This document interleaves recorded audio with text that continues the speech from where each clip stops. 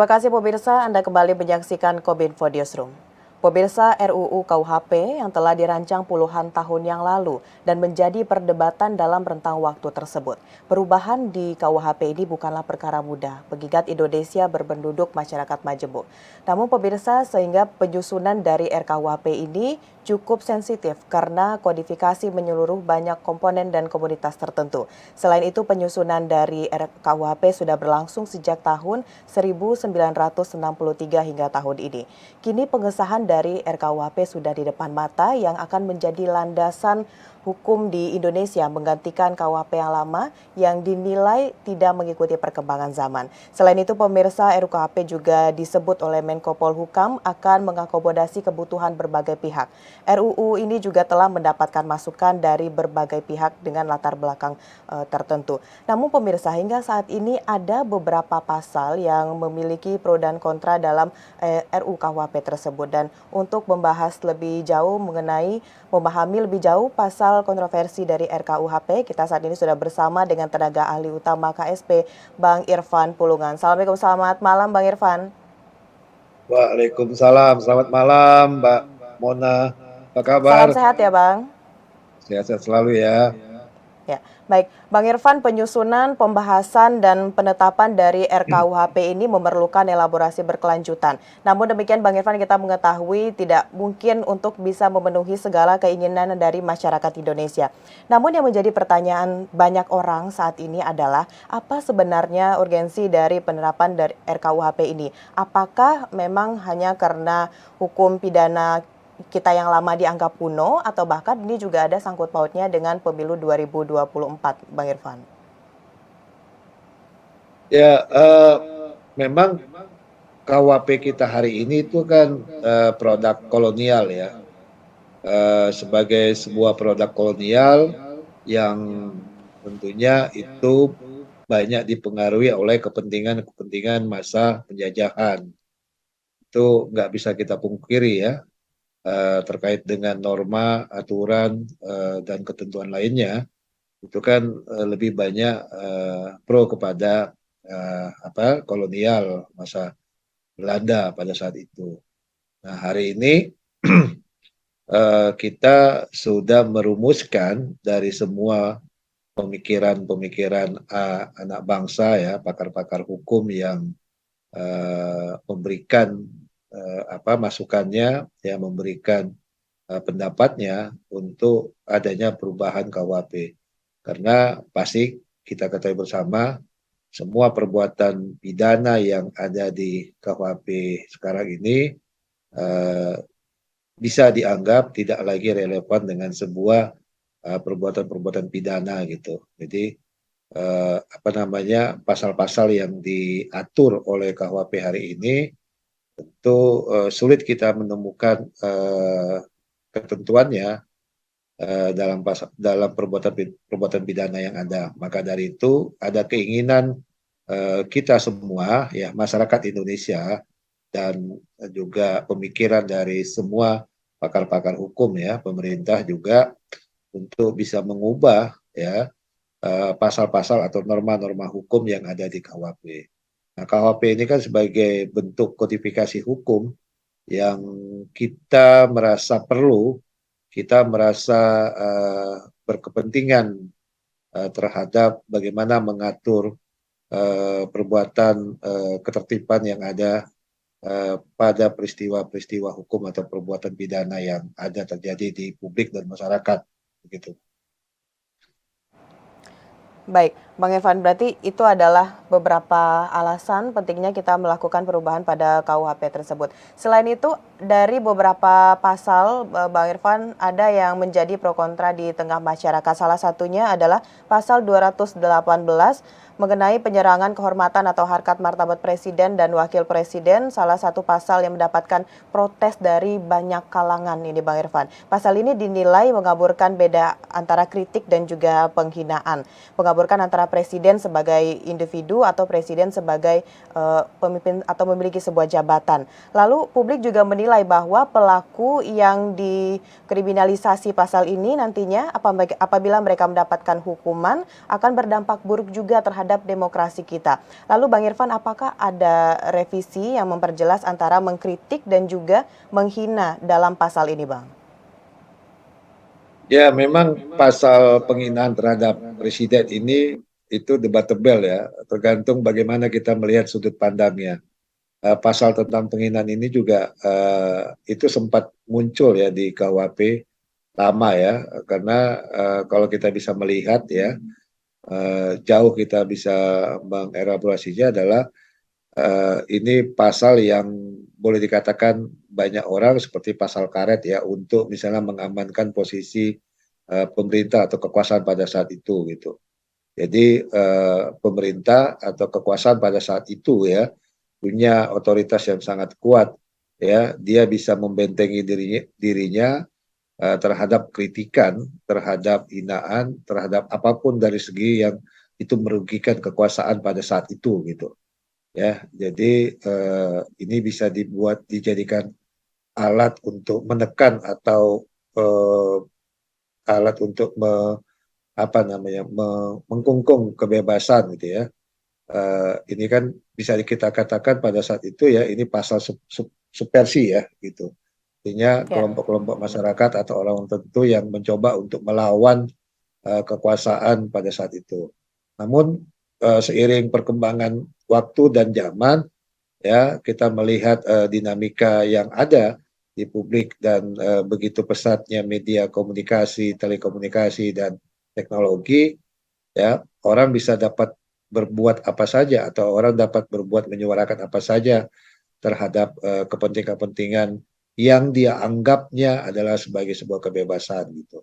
Padahal kebebasan itu ada aturannya gitu. Tidak ada sesuatu itu yang bisa mengatasnamakan saya bebas sebebas-bebasnya gitu. Kalau kita pengen hidup bersosial ya, pengen hidup bernegara gitu. Ya, kita aja misalnya di rumah tangga kita, posisi kita apakah itu sebagai anak, sebagai orang tua atau sebagai apapun, itu sebagai pasti ada aturan. Tidak mungkin ada satu kelompok keluarga atau dalam rumah tangga kebebasan itu mutlak adanya gitu. Saya rasa tidak mungkin. Boleh saya coba diberikan contoh ya, Ya. di keluarga mana yang mengatasnamakan kebebasan berdemokrasi tanpa ada aturan atau ketentuan yang itu menjadi pedoman di lingkungan terkecil gitu. Nah, begitu juga di pemerintahan gitu, di negara gitu. Tentu interaksi sosial, interaksi antara personal dengan personal gitu, individu dengan individu, individu dengan kelompok masyarakat, individu dengan negara, itu juga harus ada keteraturan, harus ada pengaturan supaya semuanya itu bisa berjalan dengan seimbang, semua itu bisa jalan dengan adil dan ada yang harus disepakati atau harus ada yang dihormati dan dipatuhi. Nah, untuk itulah salah satu bentuk pengaturan dalam KUHP sekarang ini diatur terhadap pengaturan terhadap pasal tadi yang diperdebatkan ya, pasal 218 mengenai Ya. penghinaan terhadap lembaga presiden atau kepala negara. Memang ini sangat debatable gitu. Artinya Mbak Nisa, Mbak Mona ya, kalau Ya. saya boleh katakan pengaturan ini bukan pengaturan untuk rejim hari ini, bukan pengaturan untuk kepentingan presiden hari ini, Presiden Jokowi, tidak. Tapi KUHP ini diatur untuk kepentingan hukum rakyat bangsa Indonesia, negara Indonesia gitu. Bagaimana kita bisa menghormati yang namanya posisi jabatan presiden, itu bukan presiden hari ini, tapi presiden Republik Indonesia. Itu yang harus kita pahami bersama gitu. Apakah mungkin, apakah bisa ya ada warga atau ada personal ya yang seenaknya mengatasnamakan demokrasi, mengatasnamakan kebebasan, menghina kepala negaranya, menghina presidennya, yang itu bisa secara langsung dengan hitungan detik melalui teknologi, melalui komunikasi yang sekarang ini luar biasa cepatnya, canggihnya, ya di belahan dunia yang ada itu bisa melihat secara langsung. Nah, itu yang harus kita jaga, harus kita atur gitu.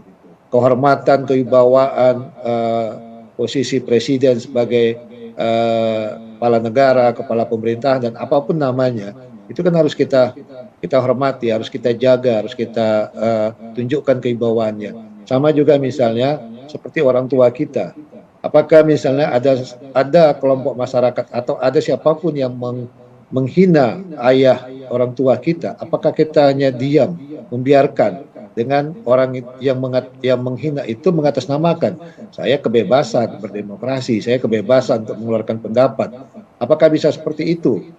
Ya kan? Tentu kita tidak mau, tentu kita pasti akan tersinggung, akan emosi, akan marah ketika misalnya itu terjadi misalnya di keluarga lingkungan terkecil kita.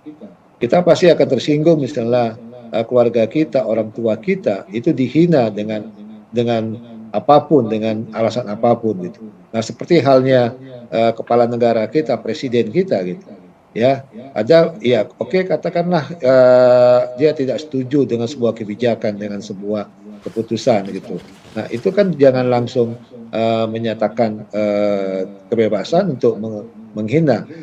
Boleh kita pahami atau kita bisa lihat ya, penghinaan itu sangat jauh berbeda dengan kritik. Kritik itu pasti ada solusi, ada konstruktif yang itu untuk memperbaiki apa yang menjadi perdebatan itu. Kalau penghinaan itu jelas itu merugikan dan tujuannya adalah untuk apa ya? Tendensinya sangat negatif gitu dan itu sudah melukai personal atau harkat martabat seseorang yang dihina gitu. Saya rasa kita bisa pahami kita sebagai masyarakat yang beragama udah diatur juga bagaimana konteks kita saling menghormati ya, saling menjaga satu sama lain, berinteraksi sosial, kita makhluk beragama, bertuhan ya. Setiap agama pasti mengatur tentang bagaimana kita harus berbuat baik ya. Baik. Saling kita tadi saya katakan menghormati ya satu sama lainnya sebagai makhluk Tuhan, Baik. sebagai makhluk sosial gitu. Baik, Bang Irfan. Demikian. Namun di sini yang diinginkan oleh masyarakat adalah kejelasan antara mengkritik dan juga menghina. Takutnya ke depan nanti akan ada kesalahan pada saat penegak hukum menerima laporan terkait dengan hal yang tertera Saya pada pikir pasal 218 tadi. Saya pikir semua udah jelas apa perbedaan penghinaan dengan kritik. Saya pikir nggak Baik, usah kita lagi mengajarkan, semua juga harus memahami. Tadi saya oke, katakan kita baik. ini makhluk beragama ya. Mana yang dikategorikan menghina dan mengkritik, saya pikir udah paham lah gitu. Baik, berarti pasal 218 ini tidak terlalu menjadi permasalahan karena sudah dijelaskan secara detail juga oleh pihak-pihak yang berkompeten dalam hal Ya, tersebut. di dalam Baik, Bang penjelasan itu Irfan. kan sangat jelas ya. Ya, Ya, ini bukan kepentingan hari ini adalah kepentingan masa depan, ya, ini adalah kepentingan dan kebutuhan kita semua, rakyat baik. Indonesia, bangsa bangsa dan negara ini.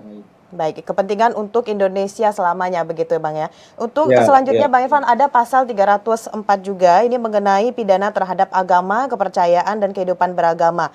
Namun publik juga menilai bahwa pasal ini tidak begitu krusial dan kurang sesuai dengan konteksnya. Nah, ini bagaimana Bang Irfan, apakah menurut Anda pasal ini sangat perlu dan apakah juga kita perlu melibatkan pemuka agama dalam sosialisasi paham ini, mengingat apabila nanti pasal ini diterapkan akan banyaknya pihak yang mengadu kepada aparat mengenai pencemaran yang berkaitan dengan keagamaan. Ini bagaimana penjelasannya Bang Irfan?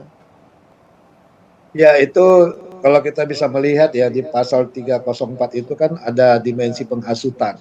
Ya, Ya, kita sudah mengetahui ya agama yang diakui di Republik ini adalah 6 agama ya, ya. ya, Dan itu yang diatur dan itu secara konstitusi juga dalam Undang-Undang Dasar diatur ya memeluk berkeyakinan memeluk agama masing-masing dan itu sangat jelas pengaturannya gitu.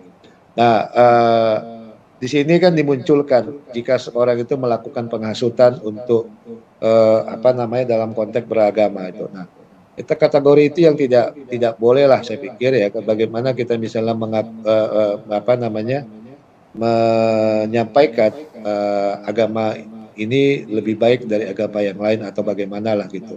Tapi yang jelas adalah uh, mari kita mempunyai kesadaran ya untuk saling menghormati sesama pemeluk agama dan keyakinan gitu. Ya, kita tidak perlulah harus mencampur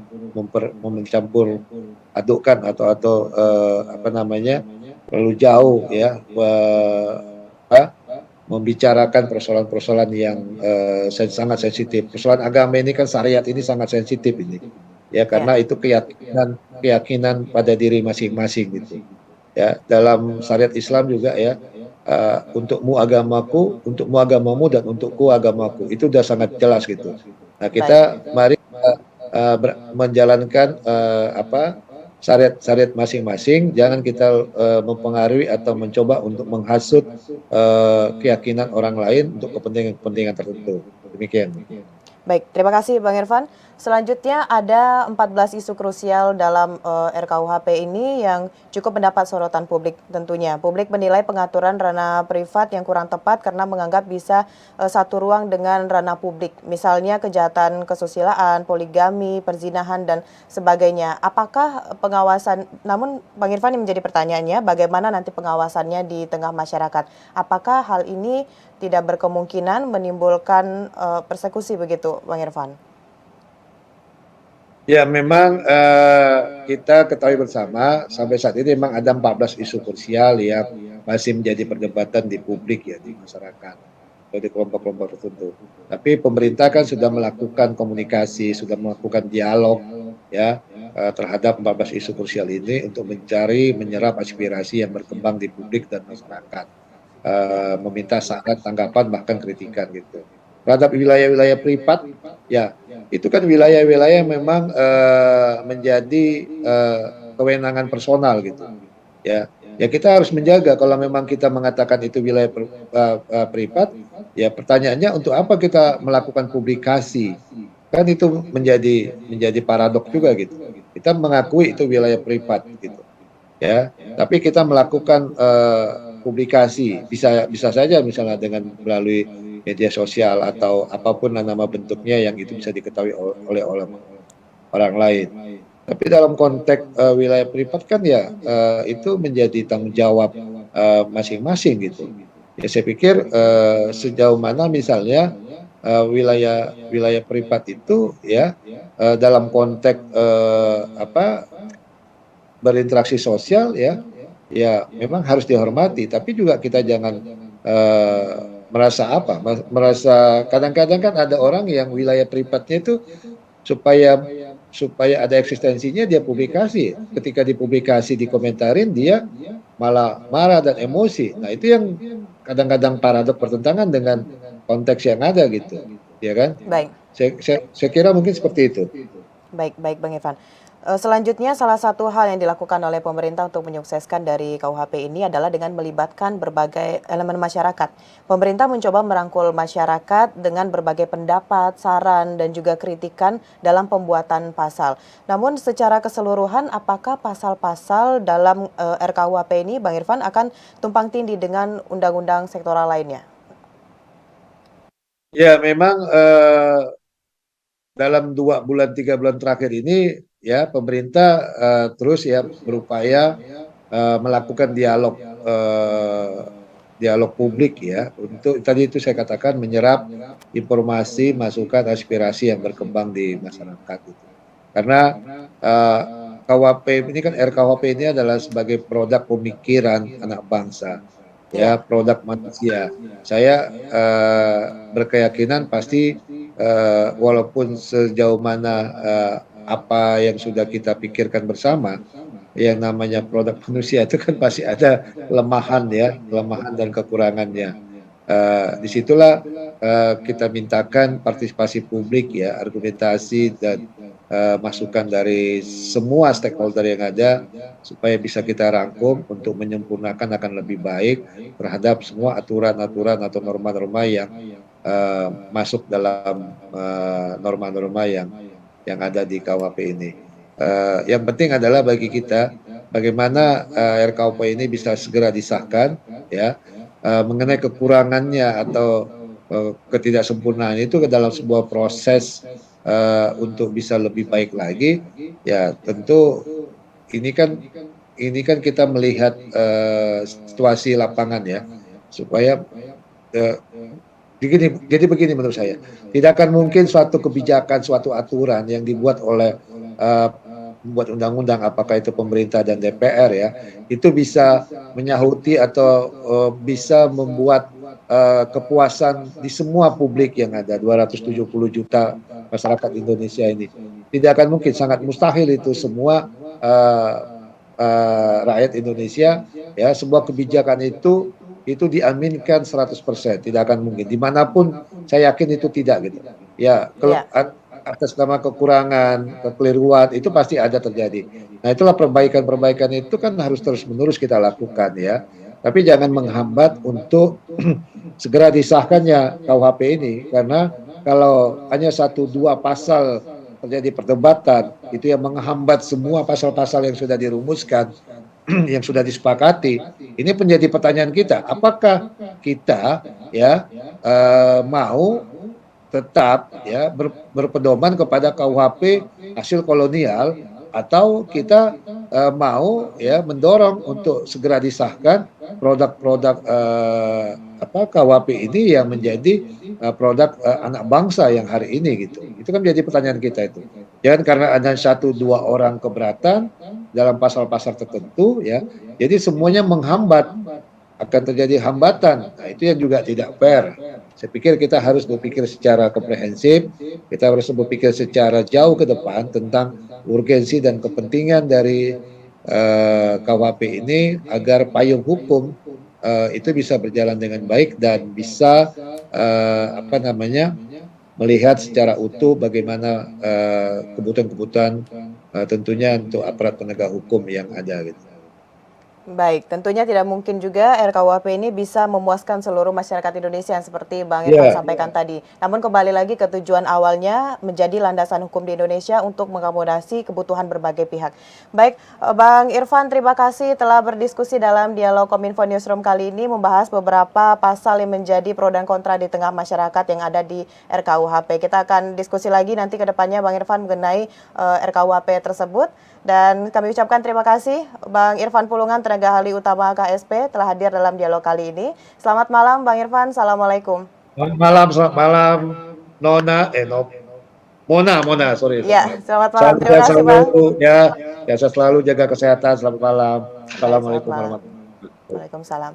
Baik pemirsa, itulah dialog kita bersama dengan tenaga ahli utama KSP Bang Irfan Pulungan memahami lebih jauh pasal kontroversi RKUHP. Setelah jeda pariwara, kami akan kembali dengan berbagai informasi lainnya.